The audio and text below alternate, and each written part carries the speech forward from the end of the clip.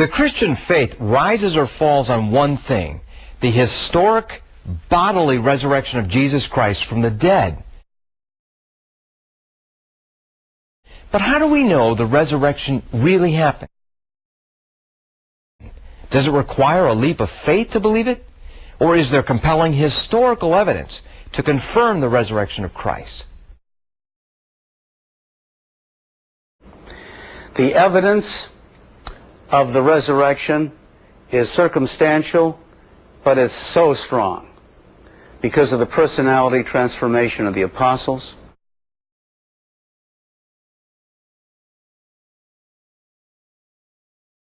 because of the shift in worship from Saturday to Sunday,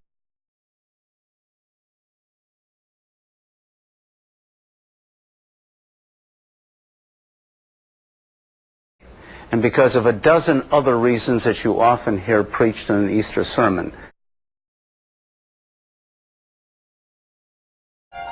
Now, we often overlook the empty tomb, but I think the empty tomb is very important because that is something that an ancient historian can get at.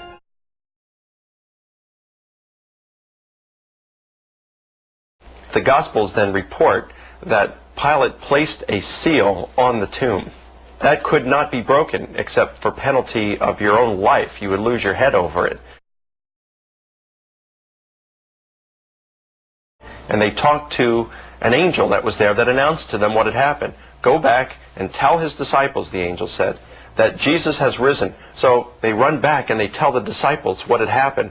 It's interesting to note that the disciples didn't believe them.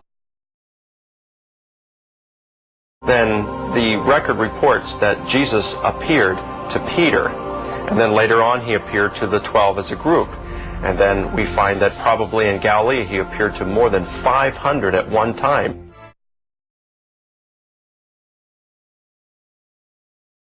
After Jesus appeared to those who believed in him, he also appeared to someone who decidedly did not believe in him, Saul of Tarsus. Now, this testimony is not only made by Paul himself, but it's confirmed by Luke and Acts. And it's further corroborated by an early ancient oral tradition we have that says, "He who persecuted the church now proclaims the faith he once sought to destroy."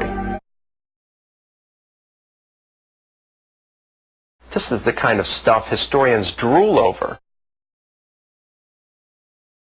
Luke's the only one who mentions the appearing for 40 days.